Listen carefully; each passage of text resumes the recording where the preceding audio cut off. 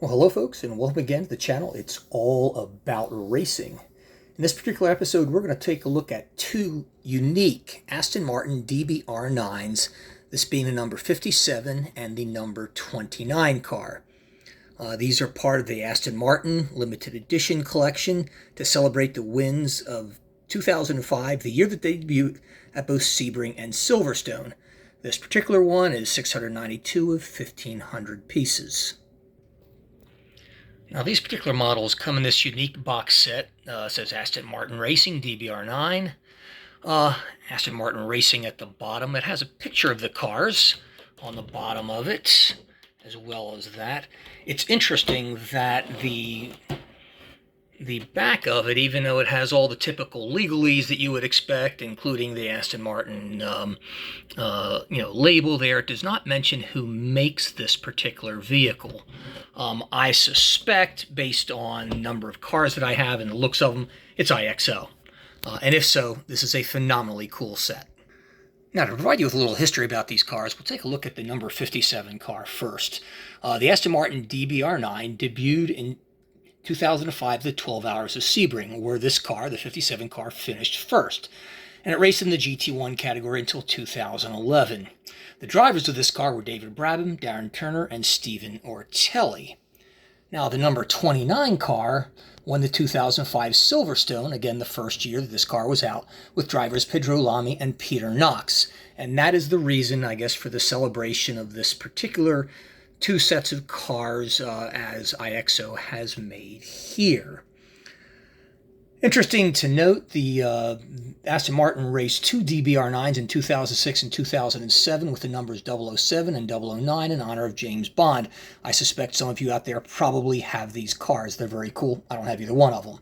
A total of 16 DBR9 chassis were built and many were sold to customer teams.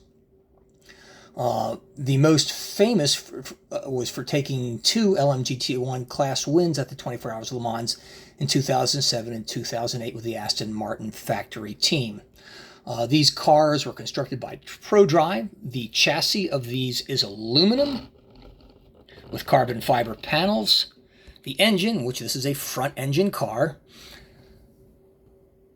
is an Aston Martin 6000cc 6.0 liter engine, all aluminum DOHC 48 valve V12 naturally aspirated. Cool, huh? It's capable of producing 625 brake horsepower and 516 pounds of torque. A completely unrestricted engine is capable of producing 750 brake horsepower and, get a load of this, 880 foot-pounds of torque. Absolutely amazing. The transmission is an X-Track 6-speed sequential manual. Guys, these are absolutely beautiful cars. I love them. I think no Aston Martin should be in any color than British Racing Green, in my opinion. In this case, you have the British Racing Green number 29 with orange accents, and the 57 with yellow. Details on these cars are very, very nice, both of them. I mean, they're just really well done, particularly for IXO.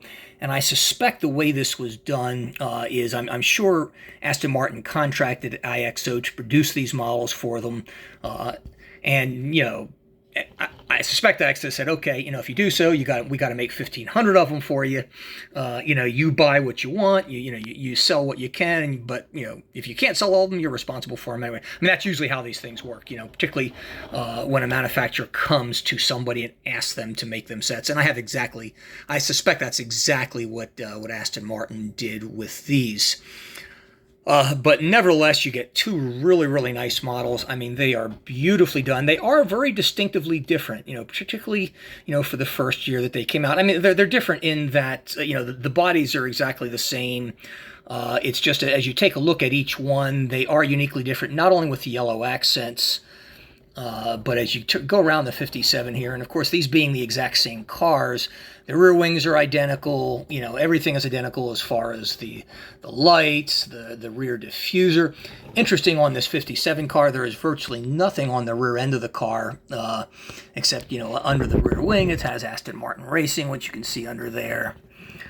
You get a good look at the chassis and the fuel tank in the back. On the number This being the 29 car, you can see, whoops, hello, let's get back in focus.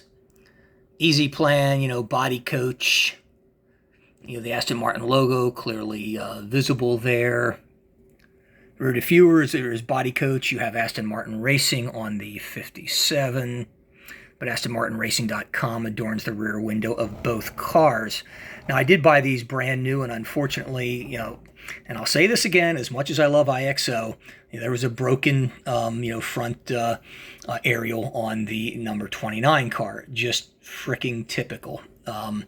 You know, I really like IXO. They make great models. You know, they're good values for the money, but their quality control sometimes is just really, really disappointing with that. Anyhow, you know, this car otherwise is absolutely gorgeous. I mean, wheel detail is phenomenal.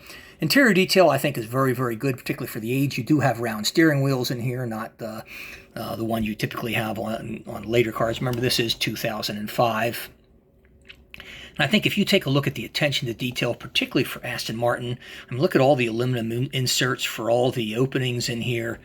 I mean, just really, really nicely done. And if you look on the inside, you can see the radiators inside of both cars through there. Again, this is things you don't find typically in a lot of IXO models.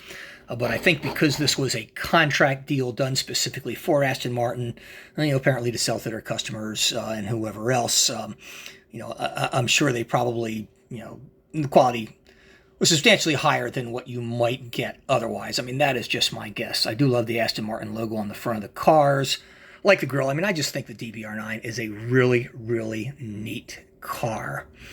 But anyhow, that sums up this review of these two cars. I hope you have enjoyed this. And as I zoom out here, I'll show you, we've got an Aston Martin poster there of the Vantage cars. I do not have any of the DBR9s as they were a bit before my time. But there you have it, the Aston Martin DBR9 celebrating wins at Sebring and Silverstone in 2005. Thanks for tuning in, folks. See you next time.